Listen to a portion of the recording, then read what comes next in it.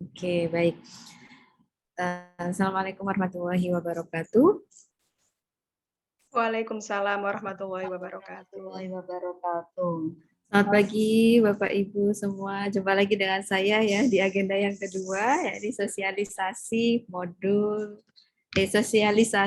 RPSOB untuk mata kuliah Introduction to Literature yang nanti akan disampaikan oleh Ibu Meria Zakia Alfisuma. Ya, dan ini merupakan salah satu serangkaian dari kegiatan Latsar dari kami, yang mana tugas Latsar Bu Meria ini yaitu pembuatan RPSOB untuk salah satu mata kuliah Introduction to Literature. Tapi sebelum kita mulai, seperti permintaan dari narasumber kita, ini Ibu Meria, kita harus melakukan sesi foto terlebih dahulu, ya karena kita masih lengkap ya, jadi kita dokumentasi terlebih dahulu, kemudian nanti akan dilanjut dengan pemaparan RPSOB oleh Ibu Meria. Baik, untuk Bapak Ibu silahkan saya mohon meminta tolong untuk mengaktifkan kamera Zoom-nya.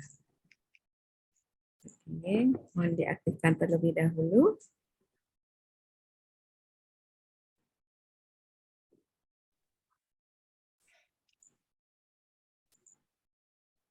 Kita berfoto ya Bu Mer ya. Siap. Oke, saya hitung sampai 3 ya. 1, 2, 3. Baik. Oke, terima kasih.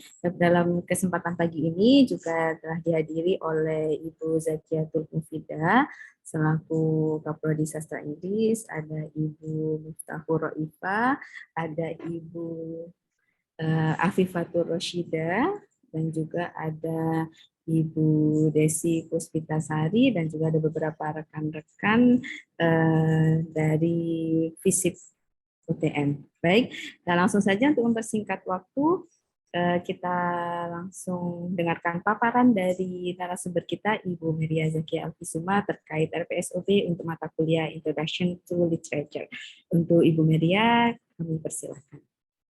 Terima kasih sebelumnya Ibu Fitriyatus Zakia selaku moderator saya. Baik, hari ini saya mengucapkan terima kasih dulu kepada segenap Kaprodi, Korprodi maupun Kajamu, dan juga mentor saya yang hadir dalam sosialisasi RPS berbasis UB ini. Terima kasih saya haturkan untuk Ibu Bapak sekalian yang telah hadir dalam sosialisasi RPS berbasis UB kali ini. Dan ini adalah kegiatan terakhir saya sebelum adanya tugas evaluasi. Baik, saya akan mulai. Saya izin untuk share screen.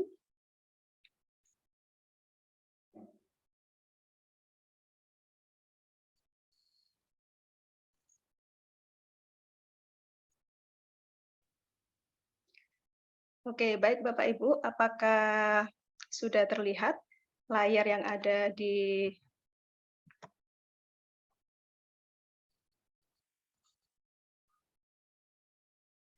monitor?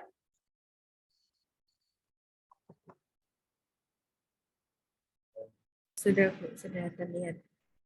Oke, baik. Terima kasih. Untuk sosialisasi saya kali ini berjudul RPS berbasis OB mata kuliah Introduction to Literature.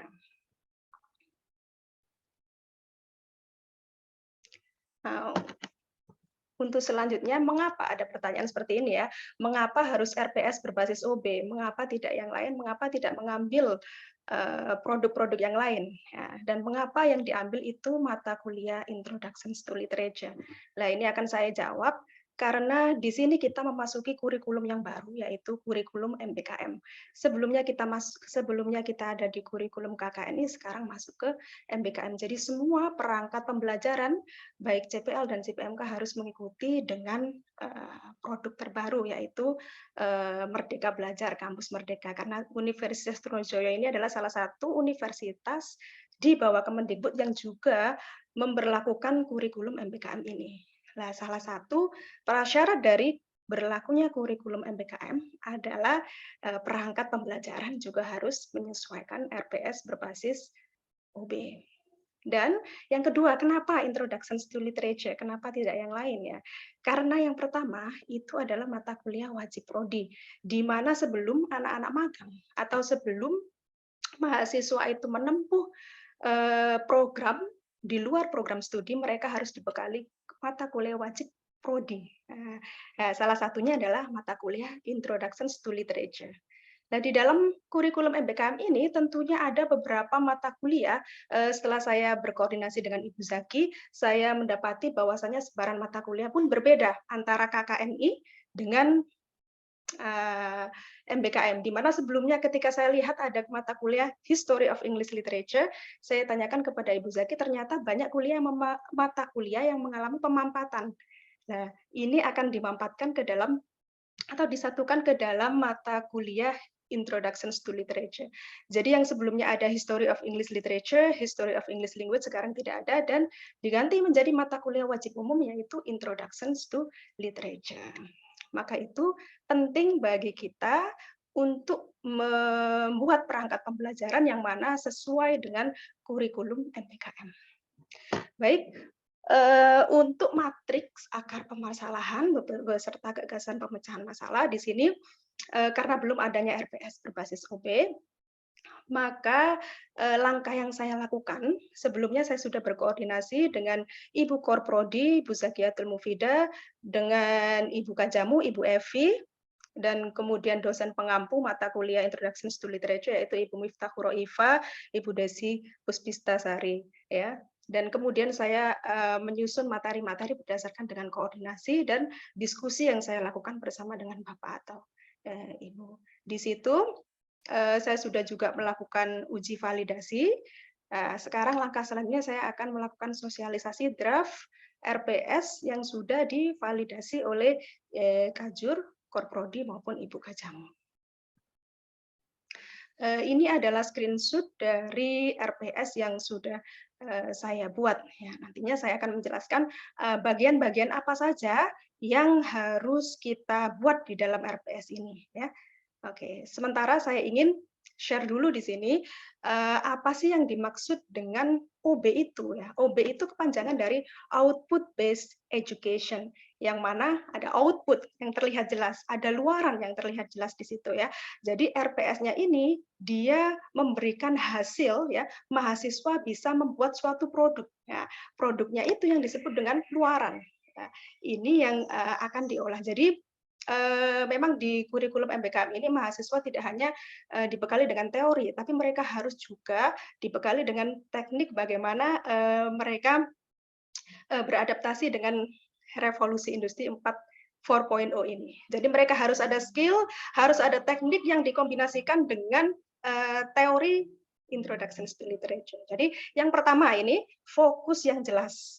CPMK dan sub CPMK-nya ini terukur. Terukurnya itu bagaimana? Nanti akan kita jelaskan ya. Kemudian CPL sesuai dengan KKNI. Yang maksud sesuai dengan KKNI ini, capaian pembelajaran lulusan ini menggambarkan penguasaan pengetahuan. P, pengetahuan, keterampilan umum, keterampilan khusus, dan sikap. Kemudian yang ketiga, ada produk atau luaran. Karena nantinya ada project based learning, jadi di akhir RPS ini akan menghasilkan sebuah produk yang dihasilkan oleh mahasiswa. Kemudian ada rubrik penilaian yang jelas.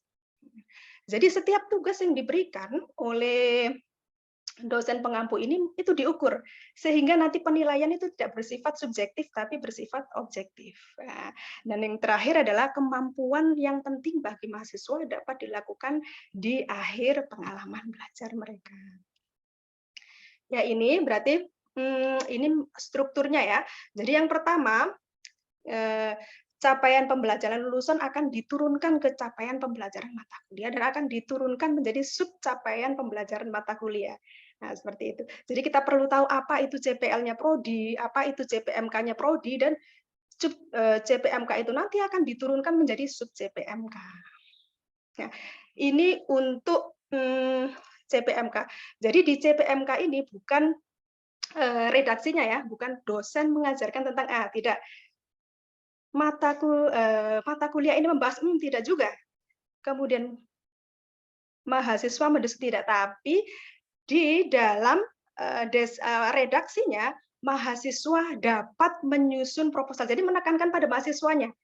Nah, mahasiswa dapat menyusun proposal, mahasiswa dapat menganalisis. Nah, itu penekanannya ya untuk capaian pembelajarannya. Jadi ini jelas mengutamakan mahasiswa, apa yang bisa dilakukan, skill apa yang bisa dilakukan oleh mahasiswa.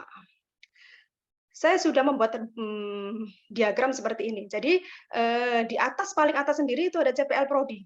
Ya, CPL Prodi ini melingkupi KP, pengetahuan, sikap, keterampilan khusus, dan keterampilan umum. Kemudian diringkas ke dalam CPMK 1, CPMK 2, CPMK 3. Lah, diturunkan lagi menjadi sub CPMK 1, 2, dan 3 seperti itu. Nah, ini masih teorinya, ini prakteknya sekarang. Baik Bapak Ibu, yang saya berikan di sini ini taksonomi belum ya. Jadi untuk bisa mengukur sub CPMK itu, maka kita adakan ini. Jadi yang pertama nanti pastinya saya akan menjelaskan dulu. Baru kemudian ditambah naik ke sub CPMK berikutnya saya bisa menganalisis gitu. Jadi sebelum menganalisis menjelaskan dulu. Ya, ini contoh dari CPMK yang sudah saya diskusikan bersama dengan Ibu Korprodi dan juga Ibu dosen pengampu mata kuliah. Setelah mengikuti mata kuliah Introduction to Literature, mahasiswa semester 3 Prodi Sastra Inggris UTM akan dapat memahami konsep dan kaidah tentang ilmu dasar sastra, periodisasi sastra. Ya, ini saya masukkan periodisasi sastra ya, yang mana karena sebelumnya ini bisa diambil di mata kuliah History of English Literature, tapi karena sudah dihilangkan, saya tambahkan di sini karena penting untuk mengetahui tentang bagian-bagian sastra mulai dari classic literature, romantic literature, modern dan sebagainya. Mahasiswa perlu dikenalkan dengan ini. Kemudian memahami berbagai bentuk genre karya sastra beserta elemen-elemen di dalamnya dan menerapkannya untuk menganalisa karya sastra, baik itu prosa, puisi, dan drama sesuai dengan teori unsur intrinsik karya sastra secara komprehensif. Nah, CPMK ini nanti akan saya turunkan menjadi sub CPMK. Bagaimana? Jadi tadi di atas ada memahami konsep dan kaidah tentang ilmu dasar sastra, periodisasi sastra. Maka saya pecah menjadi CPMK 1. Nah, di CPMK 1 ini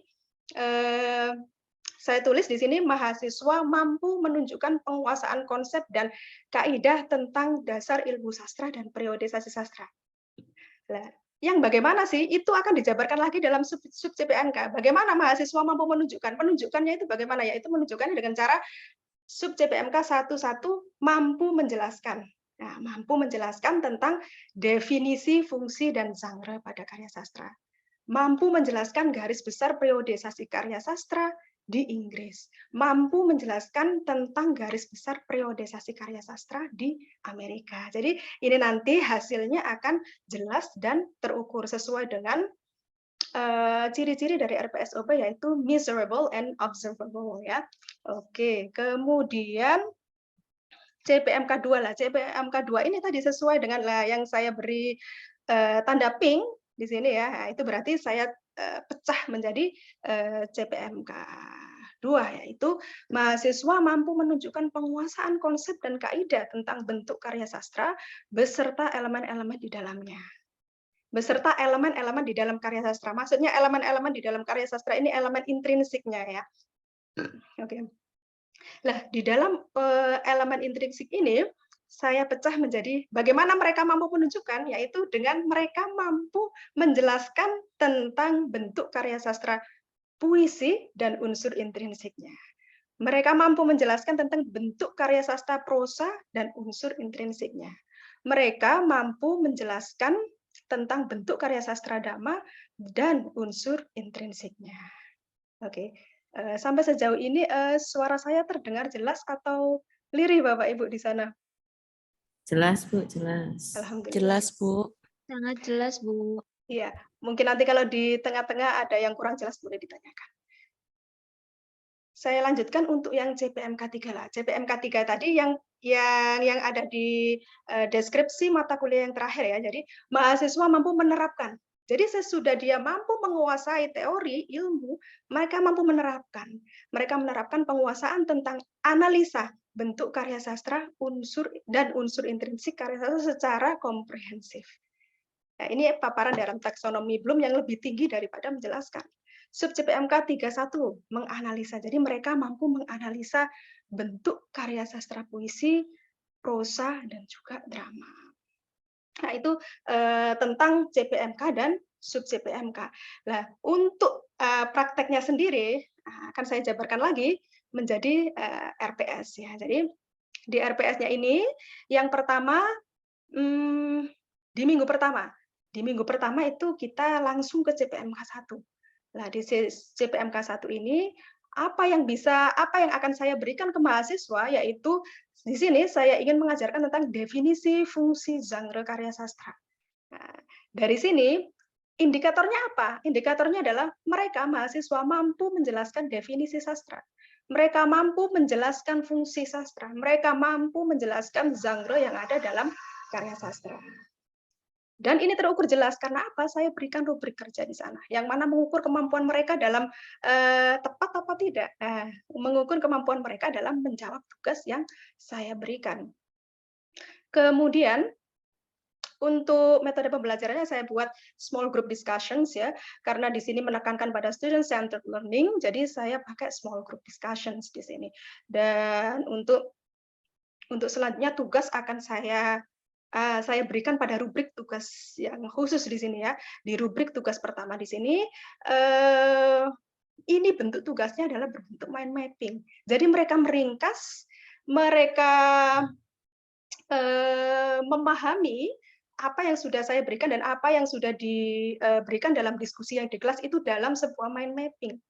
Ya, jadi mereka membuat kerja mandiri, membuat mind mapping untuk tugas yang pertama. Dan nantinya tugas mereka ini akan di-upload atau di-submit bukan secara manual, tapi kita submit di Google Classroom agar memanfaatkan teknologi. Ya, jadi ada untungnya kita sudah melewati era pandemi ya, karena kita bisa mengaplikasikan berbagai banyak teknologi untuk mendukung RPS ini. Baik, untuk selanjutnya, bagaimana cara saya untuk menilai mind mapping tersebut bekerja atau enggak, mind mapping tersebut bagus apa enggak, dengan adanya indikator. Indikator-indikator untuk melihat mind mapping itu bagus apa tidak. Misalnya indikator yang pertama, mahasiswa itu mampu merangkum, membuat peta konsep definisi. Ketepatan dalam meringkasnya itu ada berapa skornya, bobot skornya, semuanya sudah ada terangkum jelas di dalam rubrik penilaian. Oke, itu tadi yang taksonomi Bloom yang bawah ya, yang menjelaskan ya. Kemudian menuju ke step selanjutnya, yaitu menganalisa. Nah, ini yang paling tinggi, karena itu dia berada di minggu terakhir, minggu ke-9 dan sampai minggu ke-10. Di situ, saya tuliskan di sini adalah sub CPMK 3, menganalisa bentuk karya sastra puisi dan unsur intrinsiknya dengan kinerja bersama. Kinerja bersama di sini saya tekankan pada project based learning. Jadi mereka tidak hanya kerja mandiri, tapi mereka bekerja secara berkelompok untuk melatih kerjasama mereka sebelum nantinya mereka membuat sebuah proyek di akhir perkuliahan. Di sini juga saya sudah memberikan rubrik kerjanya, dan juga saya juga memberikan referensi karya sastra apa saja yang akan dianalisis ya. Saya kasih dulu saya sering bertanya-tanya ketika kuliah ya, kok banyak sekali ya karya sastra di dalam bahasa Inggris, dan bahasanya pun berbeda mungkin ya. Ada yang gampang, ada yang sulit. Ternyata ketika saya sudah belajar tentang history of English literature, saya jadi tahu, oh kenapa bahasa yang ada di era romantik atau bahasa yang ada di era klasik itu lebih sulit. Jadi mereka di awal ini saya sudah perlihatkan kepada mahasiswa bahwasanya di era romantik ini di Inggris ada puisi William Wordsworth, misalnya seperti itu. Kemudian nanti di era modern itu seperti apa? Yaitu pada saat era Perang Dunia, setelah Perang Dunia I, makanya dia ada puisi berjudul Fire and Ice, seperti itu. Jadi saya sudah paparkan penjelasan ini sesuai dengan history of English literature dan juga sesuai dengan karya sastra yang ada dalam periode-periode tersebut. Nah, di sini tugas mereka karena di sini project based learning, maka mereka saya bentuk menjadi kelompok-kelompok kecil yang akan membuat tugas-tugas apakah itu, yaitu tugas analisa unsur intrinsik karya sastra puisi. Ya, ini menjadi project mereka ya. Jadi mereka bekerja bersama untuk menghasilkan suatu produk analisa unsur intrinsik. Ya. Yang mana produk itu nanti akan mereka presentasikan lewat Zoom. Jadi ada produknya, ada berupa video. Ada berupa video yang mana video itu nanti akan mereka unggah ke channel YouTube mereka. Jadi mereka sudah diajari bagaimana cara menggunakan media sosial untuk kepentingan yang baik di situ ya. Jadi mereka tahu bagaimana cara membuat atau menganalisa dan juga mereka bisa berbagi dengan semuanya lewat media sosial. Jadi tidak hanya diupload di Google Classroom, tapi yang ini diupload ke media sosial. Itu untuk tugasnya ya, untuk rubriknya. Dan juga indikatornya apa, kriteria penilaiannya pun akan berbeda dengan cara membuat mind mapping ya. Jadi semuanya sudah terukur dengan jelas di sini. Kemudian untuk UTS, karena tadi ada kriteria bentuk tes dan non tes yang mind mapping, kemudian yang project based learning itu tadi non tes. Kemudian yang kriteria untuk UTS di sini adalah kriteria berbentuk tes ya. Kenapa ini berbentuk tes? Karena ada skornya, ada soalnya, ada skornya. Untuk UTS saya berikan tes tulis ya, mereka bisa memanfaatkan Google Classroom untuk menjawab dan mensubmit soal ya di UTS ini. Kembali lagi untuk UAS-nya, karena ini output based learning OB, maka di UAS saya berikan mereka project based learning, sebuah proyek ya, proyeknya itu adalah mereka membuat semacam ensiklopedia English literature, ensiklopedia history of English literature based on literary periodizations. Misalnya saya buat kelompok-kelompok. Saya bagi menjadi 6 kelompok. Ada kelompok romantik ya, kelompok modern, kemudian kelompok postmodern atau sebagainya lah. Nanti mereka akan mencoba untuk menganalisa, membuat ensiklopedia, menganalisa karya-karya sastra yang ada di tentunya nanti atas apa ya, ada waktu ini mentoring ya, ada mentoring, mereka konsultasi kira-kira mata karya sastra apa saja ya yang saya masukkan untuk di ensiklopedia kita. Nah, itu adalah pemaparan rubrik kerja RPS berbasis OB. Jadi semuanya sudah terukur dengan jelas.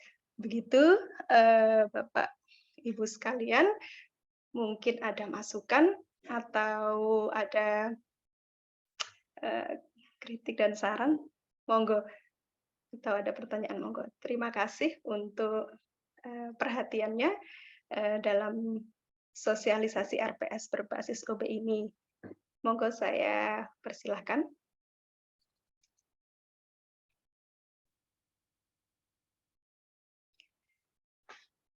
Oh ya, sekarang moderator saya sudah ganti. Bapak Doni. Jadi kita bekerja sama di Latsar ini untuk menghasilkan produk. Terima kasih. Ya, Bapak Doni, terima saya kasih kembalikan Bu. ke... Terima kasih Bu Meria, sangat menarik dan menambah wawasan kita untuk menyusun RPS berbasis OB yang memang hari ini sudah masanya itu.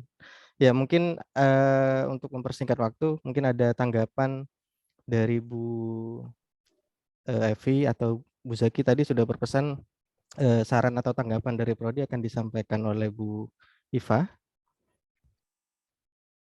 Monggo, Bu Iva. Saya dulu ya ini. Mungkin para kajamu mau menyampaikan sesuatu terlebih dahulu. Bu Evi. Saya dulu aja. Bu Afifah. Nanti ya. Oh ya. Oke. Baik. Bu. Ya. Baik. Saya dulu, Bu Mary, gimana? Oke. Assalamualaikum warahmatullahi wabarakatuh. Waalaikumsalam warahmatullahi wabarakatuh. Terima kasih untuk waktunya Pak Doni dan juga Bu Mary.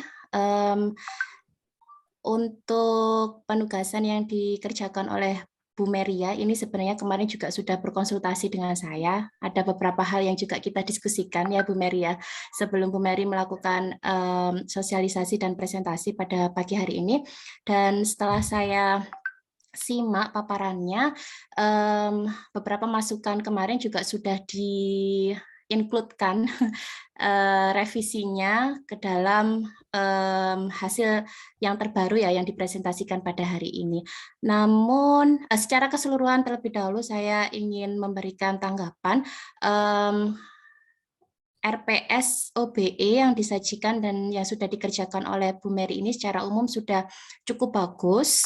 Ada beberapa hal indikatornya, yaitu yang pertama sudah ada outcome-nya yang nanti menjadi produk ya dari mata kuliah ini, dan juga beberapa hal terkait dengan penugasan dan juga beberapa capaian pembelajarannya juga sudah sangat jelas dan sangat lengkap disajikan oleh Bu Meri. Tapi saya ingin memberikan masukan satu hal terkait dengan outcome-nya Bu Meri. Tadi kan ada beberapa penugasan yang disampaikan oleh Bu Meri, yaitu terkait dengan misalnya mahasiswa melakukan presentasi melalui Zoom ya kalau tidak salah, kemudian mereka mengupload ke dalam YouTube. Jadi sudah mengincludekan sebenarnya penggunaan sosial media dan juga teknologi, tapi yang mungkin bisa saya tambahkan ya, akan lebih menarik apabila produk yang dihasilkan itu juga mengikuti tren kekinian yang pasti mahasiswa juga akan jauh lebih antusias dan juga akan jauh lebih tertarik. Semangat belajarnya juga akan jauh lebih tinggi. Mungkin ada ide yang nanti mungkin bisa dipertimbangkan oleh Bu Meri ya untuk produk dari mata kuliah ini. Produk kan bisa jadi tidak hanya satu ya, mungkin bisa divariasikan tergantung pemberian tugas pada setiap JPMK dan sub JPMK-nya. Nah, bagaimana apabila misalnya produk yang dihasilkan itu tidak hanya berupa seperti presentasi, yaitu bagus sebenarnya, tapi bagaimana kalau misalnya dicoba menggunakan sosial media lain yang mahasiswa juga jauh lebih engage gitu ya penggunaannya, seperti IG, ya, penggunaan Reels atau penggunaan TikTok. Jadi misalnya outcome-nya itu mahasiswa diminta untuk membuat semacam review periodisasi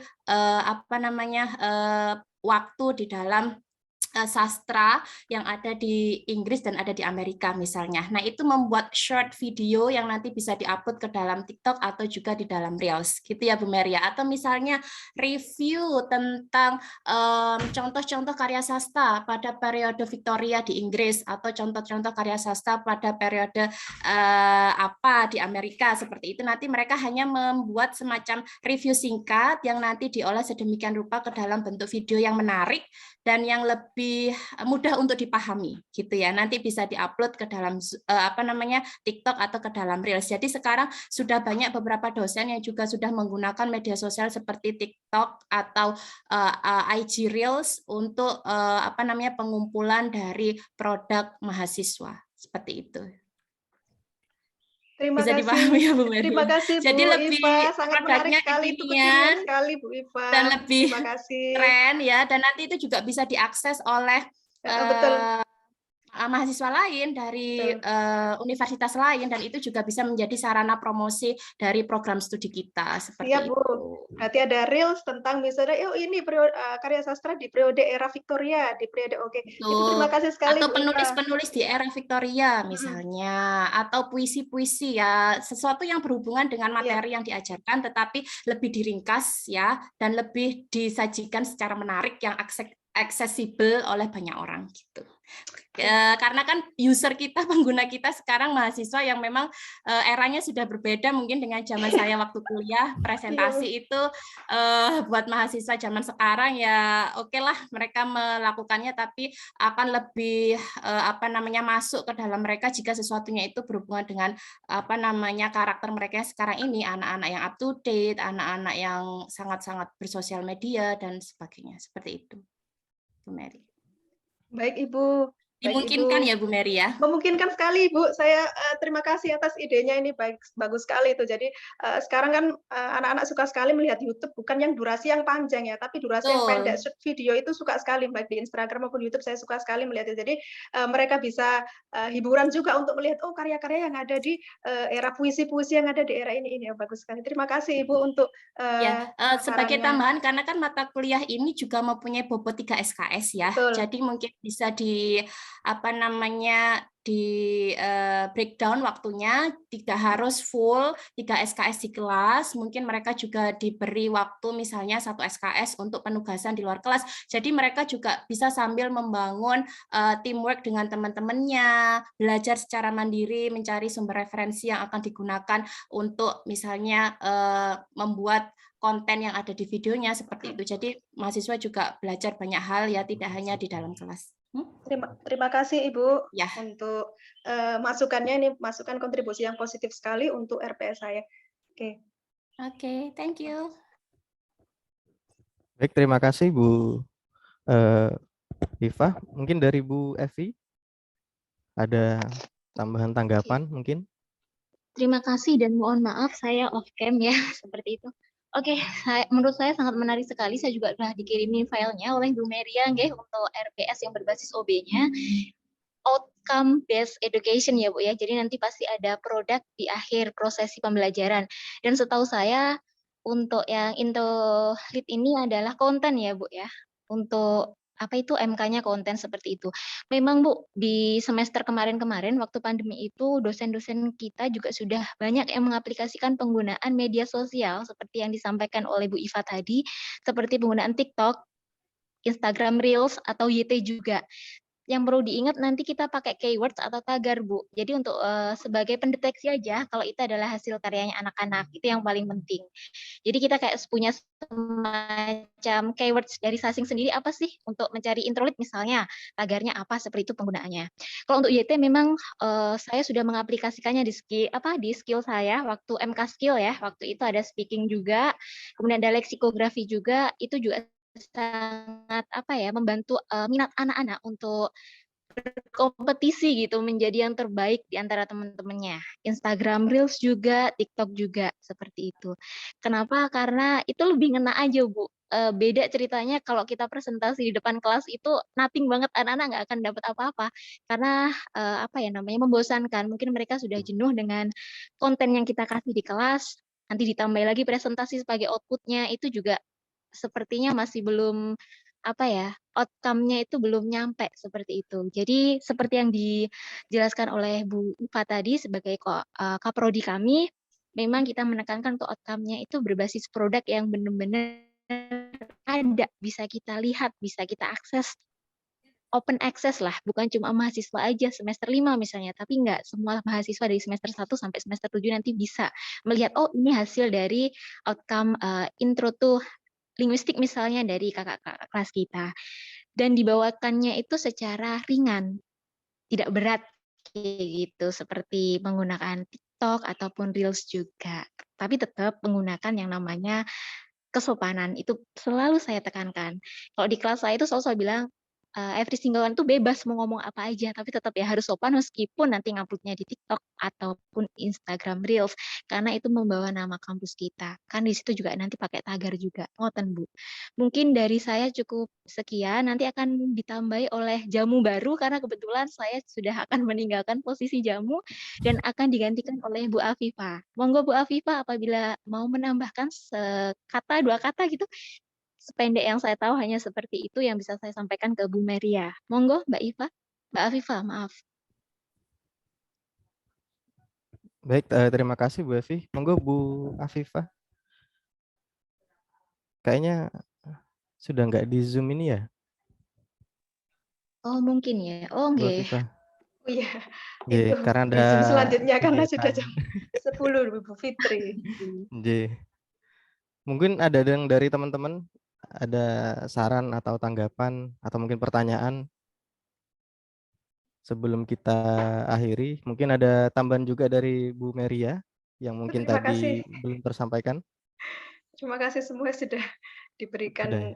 oleh Ibu Kajabu dan Korprodi. Baik, kalau memang sudah dirasa cukup, mungkin kita akan sudahi pertemuan melalui Zoom meeting ini.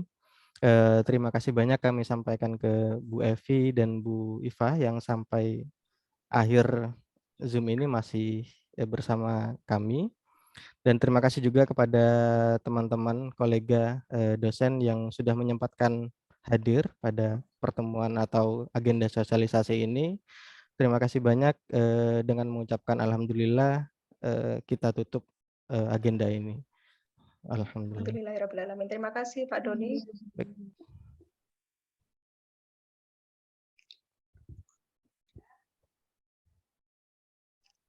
Terima kasih Bapak Ibu, terima kasih Ibu Kak Jamu, Kak Prodi, Bu Zaki, terima kasih teman-teman yang lain.